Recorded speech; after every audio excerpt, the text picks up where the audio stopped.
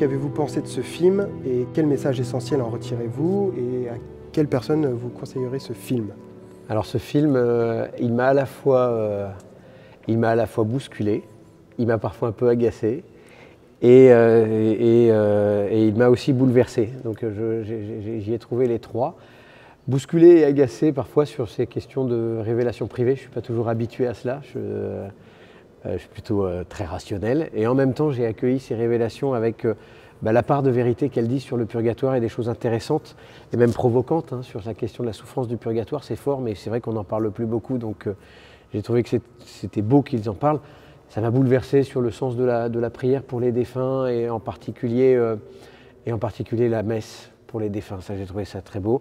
Et puis je trouve que fondamentalement c'est un film qui parle du purgatoire, donc ça m'a profondément touché. Je trouve que c'est un beau film et je le conseille à tous les chrétiens et même aux non-chrétiens qui se posent la question de la vie après la mort et de la question de que deviennent ceux que j'aime, pour comprendre que ce lien est toujours vivant et qu'on peut encore faire du bien à nos défunts. Je le conseille à tous. Alors Don Paul, vous évoquiez le fait que les fins dernières n'étaient pas vues de la même façon sur différents territoires. Est-ce que vous pourriez nous expliquer pourquoi? Oui, parce qu'on nous voit, nous à Montligeon, on a des groupes de prière partout dans le monde.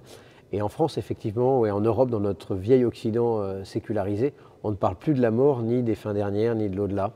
Alors que cette réalité est très présente en Afrique, par exemple, avec le culte des ancêtres, ou dans d'autres continents. Donc, quand on parle des fins dernières, c'est vrai qu'on n'en parle plus dans la prédication en Occident. C'est moins vrai dans d'autres cultures chrétiennes qui sont très attachées à cette question de la mort et de l'au-delà. Alors justement, Entre ciel et terre parle effectivement du purgatoire, c'est la question centrale du film. Pourquoi ce thème des fins dernières est-il si peu souvent abordé dans l'Église? Alors il l'a été, et malheureusement avec un retour de balancier, c'est tout souvent un balancier dans la vie de l'Église, on aborde moins la question des fins dernières depuis quelques années. D'abord peut-être parce qu'on a trop insisté sur l'enfer et que on donne pas aux gens l'envie du ciel si on leur parle pas d'abord du ciel. C'est le ciel dont on parle malheureusement plus beaucoup. Et puis l'autre question aussi, c'est la question de la mort, c'est-à-dire que c'est une question qui est complètement évacuée dans notre société, qui est très sécularisée. Et donc je ne vis que le temps de cette vie et puis rien d'autre.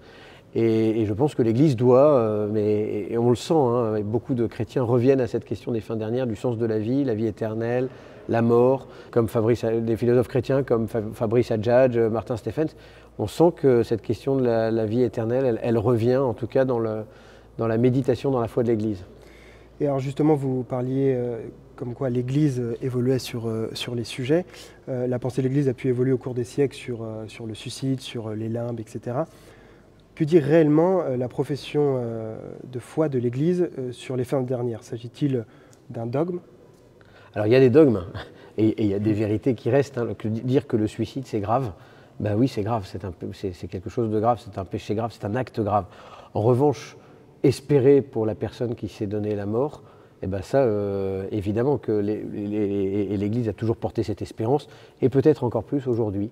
La question des limbes était une option théologique qui maintenant semble avoir été écartée par l'Église, mais l'Église se cherche et en même temps il y a des vérités, que l'homme est fait pour la vie éternelle, que Dieu veut sauver tous les hommes, que l'homme peut refuser Dieu et choisir l'enfermement, et que l'homme peut être purifié après la mort, le purgatoire. Ce sont des vérités qui restent, mais qui sont sans arrêt découvertes, redécouvertes, sous un angle nouveau en fonction des époques. Alors là, on est ici au sanctuaire de Montligeon, et notamment dans cette basilique, il y a une statue de Notre-Dame libératrice. Je pense qu'elle est en ligne directe avec le sujet du film. Est-ce que vous pourriez un petit peu nous parler de cette statue? Alors la statue de Notre-Dame libératrice, vous avez la Vierge Marie qui tient l'enfant Jésus dans ses bras et deux figures représentées, deux femmes qui sont représentées, l'une avec des chaînes et avec le feu à ses pieds, et l'autre qui est redressée et qui reçoit la couronne de l'enfant Jésus. Celle qui est, et finalement, c'est une allégorie, c'est la même âme. D'un côté, cette âme est encore prisonnière, enfin encore liée à ses péchés, esclave de ses péchés, c'est la représentation des chaînes, et purifiée par l'amour de Dieu, c'est la représentation du feu. Et elle implore le regard de la Vierge Marie qui la montre à son Fils, qui intercède pour elle, qui la montre à son Fils.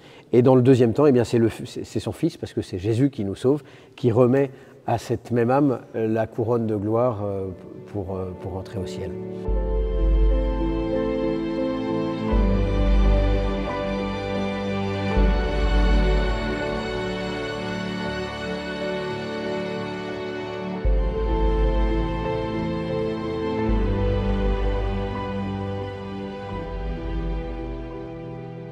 comment cette doctrine du purgatoire, on va rentrer vraiment dans le vif du sujet, a-t-elle été élaborée? Sur quel texte biblique repose-t-elle? Souvent on nous fait ce reproche-là, qu'elle n'est pas citée explicitement dans l'Évangile.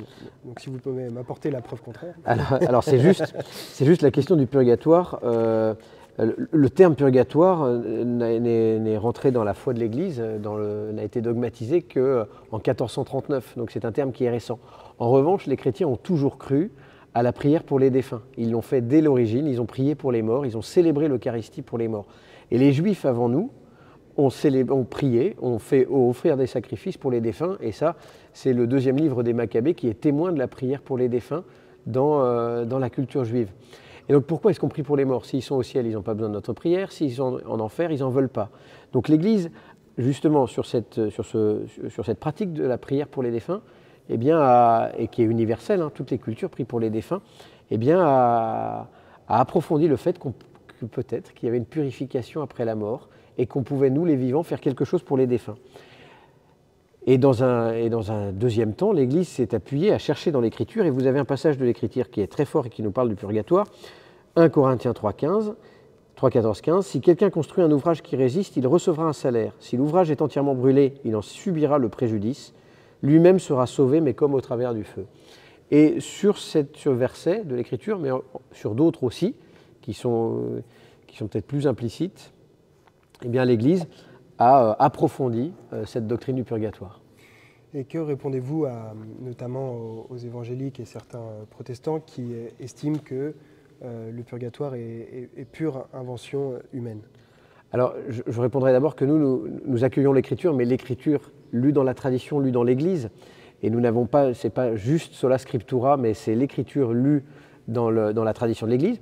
Et puis de dire aussi, mais ça fait partie de quelque chose de profondément humain, de la conscience humaine, de prier pour les défunts, de l'ordre de la création, de l'ordre naturel. Et donc peut-être que c'est le Seigneur, c'est peut-être que moi je crois que, enfin l'Église croit que c'est Dieu qui a mis ça dans le cœur de l'homme. Et puis ensuite, il y a aussi cet argument de dire, bien sûr c'est Jésus qui sauve, et là on est vraiment d'accord avec nos frères évangéliques, il n'y a que le Christ qui sauve. Mais peut-être qu'il y a une place aussi pour l'intercession de l'Église, pour les vivants et pour les défunts. Et c'est croire à cette intercession de l'Église. L'Église qui se tourne vers le Seigneur et qui dit « Seigneur, sauve-les, accueille-les dans ton royaume ». Les textes des mystiques corroborent-ils cette doctrine? Notamment dans le film, on voit qu'on évoque beaucoup Padre Pio, Fulaorac et puis Sainte Faustine. Alors oui, il y a surtout, alors, il y en a une dont je vais vous parler qui n'apparaît pas dans le film, c'est Sainte Catherine de Gênes, qui est le docteur du purgatoire, qui est une grande femme, une laïque du XVIe siècle, 15e, 16e siècle, et qui, à partir de l'expérience spirituelle ici-bas, dans la purification, finalement, a écrit une doctrine sur le purgatoire. Et beaucoup d'autres mystiques, des saints, Saint Jean de la Croix, ont apporté, justement, ont découvert déjà dans les purifications d'ici-bas, quelque chose de la purification du purgatoire. Ensuite, les mystiques comme Sœur Faustine, Sainte Faustine Kowalska, nous apportent un autre éclairage sur le purgatoire, notamment l'urgence de prier, la nécessité de prier pour les défunts, Saint Padre Pio dans son expérience humaine. Donc chacun apporte un regard complémentaire sur la doctrine du purgatoire. Le purgatoire est souvent représenté sous la forme d'un feu purificateur. Comment le distinguer de l'enfer? Alors le feu, c'est une image bien sûr, parce que c'est une réalité spirituelle. Ce feu, c'est l'amour du Seigneur en fait. Et ce feu, il est aussi au ciel, il éclaire, il réjouit, il illumine, ce feu de l'amour de Dieu. En enfer, il brûle parce qu'on n'en veut pas, on ne veut pas de cet amour. Et au purgatoire, c'est ce feu encore de l'amour de Dieu qui nous manifeste à la fois l'amour de Dieu, son amour pour chacun de nous, l'amour du Seigneur pour chacun de nous, et en même temps qui manifeste aussi ce qui doit être purifié, et donc qui crée, qui brûle, qui fait mal, parce qu'il purifie encore ce qui doit être purifié. C'est le même feu, c'est le feu de l'amour de Dieu, selon qu'il est accueilli avec un cœur ouvert par les saints, selon qu'il est accueilli par celui qui veut se tourner vers lui, mais qui a encore besoin d'être guéri, purifié des scories du péché, et selon qu'on le refuse et qu'on le refuse et qu'on ne l'aime pas, c'est l'enfer. Si notre sort est définitivement scellé à l'heure de notre mort, à quoi bon prier pour les défunts? Qu'est-ce que cela peut changer pour eux? Notamment, cette question, on parlait des évangéliques tout à l'heure, pour eux c'est une absurdité de parler aux défunts, puisque pour eux, quand on est mort et on ne peut pas parler aux âmes défuntes. Et ils ont raison. Alors là-dessus, nous les rejoignons. Nous ne faisons pas de nécromancie, c'est condamné par l'Ancien Testament, par la Bible. Mais l'intercession. Mais l'intercession, parce que nous ne sommes pas dans une relation avec eux, une relation exclusive, c'est le Seigneur qui fait le pont et qui fait cette relation. C'est lui le cœur de la communion des saints. C'est la communion des saints, le cœur, c'est la Trinité. En revanche, nous ne savons pas où sont nos défunts. Moi, je n'ai pas de lumière particulière pour dire mon père est au ciel, ma grand-mère est en enfer ou au ciel. Enfin, je n'en sais rien. Donc c'est toujours une invitation à prier, parce que je ne sais pas où ils sont. Et donc dans ma prière, c'est les remettre dans les mains du Seigneur. Seigneur, accueille-le dans ton royaume, garde-le près de toi. Donc ça a toujours du sens de prier pour les défunts. N'est-ce pas le sang du Christ et sa miséricorde qui nous purifie de tout péché? Qu'est-ce que notre prière et nos offrandes peuvent-elles bien leur apporter de plus? C'est une question qu'on se pose, sur laquelle on n'est pas toujours d'accord avec les évangéliques. Et si là-dessus on est d'accord, enfin vraiment, c'est le Christ qui nous sauve. Il n'y a qu'un seul médiateur entre Dieu et les hommes, le Seigneur Jésus-Christ. Il n'y a qu'un seul sacrifice, le sacrifice de la croix, offert une fois pour toutes par le Christ au Golgotha il y a 2000 ans. En revanche, nous croyons que nous pouvons nous joindre à ce sacrifice. Nous pouvons l'offrir nous aussi par notre baptême. Nous sommes prêtres, prophètes et rois, prêtres. Nous pouvons offrir avec le Christ ce sacrifice qu'il offre à son Père. Et donc nous pouvons entrer dans son offrande, nous offrir avec lui, comme l'invite saint Paul, et aussi offrir son offrande au Père. Seigneur, accueille le sacrifice de ton Fils pour nos défunts, pour les vivants, pour le monde. Que peut-on faire concrètement pour nos défunts? Alors pour nos défunts, la prière d'abord. Et la plus belle des prières pour nous, c'est la prière de la messe. C'est offrir ce sacrifice unique du Christ et nous y associer 2000 ans après. C'est ça la messe, et l'offrir au Père. Mais nous pouvons aussi prier la Vierge Marie, qui, elle, intercède comme nous. C'est pas elle qui sauve, encore une fois, c'est le Christ qui sauve. Mais demander à cette mère que le Seigneur nous a donnée sur la croix, quand il était sur la croix, eh bien, d'intercéder pour les défunts. Et puis ensuite, il y a tous les actes d'aumône, les actes de charité, tous les actes d'amour que je pose en m'unissant au Christ, en demandant au Seigneur de leur donner la valeur de son amour, eh bien je peux les offrir pour les défunts et pour les vivants. Et alors justement, la question de la souffrance est très centrale dans le film, et notamment Marie a beaucoup souffert. Beaucoup d'interrogations autour de la souffrance dans le film. On se pose toujours la question du dolorisme, si on est toujours assez toujours un proche. risque, tout à fait. Et est-ce qu'on pourrait apporter une nuance? C'est une très bonne question. Vous avez tout. Alors ça, c'est une question qui est importante. Le risque, c'est de faire croire que c'est la souffrance qui sauve. Ce n'est jamais la souffrance qui sauve. Ce n'est pas la souffrance du Christ sur la croix qui sauve. Il aurait pu encore souffrir et plus, et plus, et plus. Non, je me souviens d'un évêque qui s'appelait Monseigneur Brincard, qui était mon évêque quand j'étais jeune prêtre, et qui était malade d'un cancer du pancréas. Et il était vraiment tout blanc. Il était face aux jeunes de l'aumônerie du Puy-en-Velay, son diocèse. Il allait mourir 3-4 mois après. Et il était dans un état vraiment déplorable par sa maladie. Et il s'est tourné vers les jeunes et il a dit « Ce n'est pas la souffrance qui sauve, c'est l'amour qu'on met dans la souffrance. » Le dolorisme serait de dire « La souffrance sauve ». Faux, archi faux. La souffrance, Dieu ne l'aime pas, Dieu n'en veut pas parce qu'elle vient abîmer sa création. En revanche, dans cette souffrance que Dieu ne veut pas, mais qui a marqué le monde de manière mystérieuse par le péché originel, eh bien nous pouvons aimer. Et nous pouvons toujours aimer malgré la souffrance. Et ça a une valeur inouïe. Donc le purgatoire, nous le vivons un petit peu sur Terre, par un petit peu de souffrance, et le purgatoire également, et parfois beaucoup. Le purgatoire, si c'est un lieu de purification, nous pouvons également nous purifier sur Terre par une acceptation de notre propre souffrance. Tout à fait. Et en fait, on le voit dans la maladie ou dans la vieillesse. Moi, je l'ai vu en accompagnant des personnes qui se préparaient à mourir ou qui vieillissaient. Le fait de continuer d'aimer dans des états parfois très douloureux ou très dépendants, eh bien, je pense qu'elles vivaient déjà leur purgatoire sur la Terre. Et cette souffrance leur apprenait à être dépendants des autres, à les aimer, à leur sourire, à intercéder pour elles. Et donc je pense que le purgatoire, il se vit déjà ici-bas. Alors on a parlé des âmes sur Terre. Les âmes au purgatoire, est-ce qu'elles peuvent prier pour nous? Alors c'est une vraie question, et une question qui n'a pas complètement été tranchée. On le voit, on voit l'intercession dans l'Ancien Testament du prêtre Onias, je crois, pour les troupes pour Judas Maccabée et la révolte des martyrs d'Israël. Donc il y a une espèce de signe comme ça, de préfiguration dans l'Ancien Testament. Dans la théologie catholique, il y a deux écoles. Il y a l'école plutôt classique de saint Thomas d'Aquin qui dit au purgatoire, elles ne peuvent que pâtir justement, qu'être purifiées. Mais en revanche, une fois au ciel, elles savent tous les bienfaits qu'elles doivent à ceux qui les ont soutenues, et donc elles intercèdent ensuite dans un deuxième temps pour les vivants.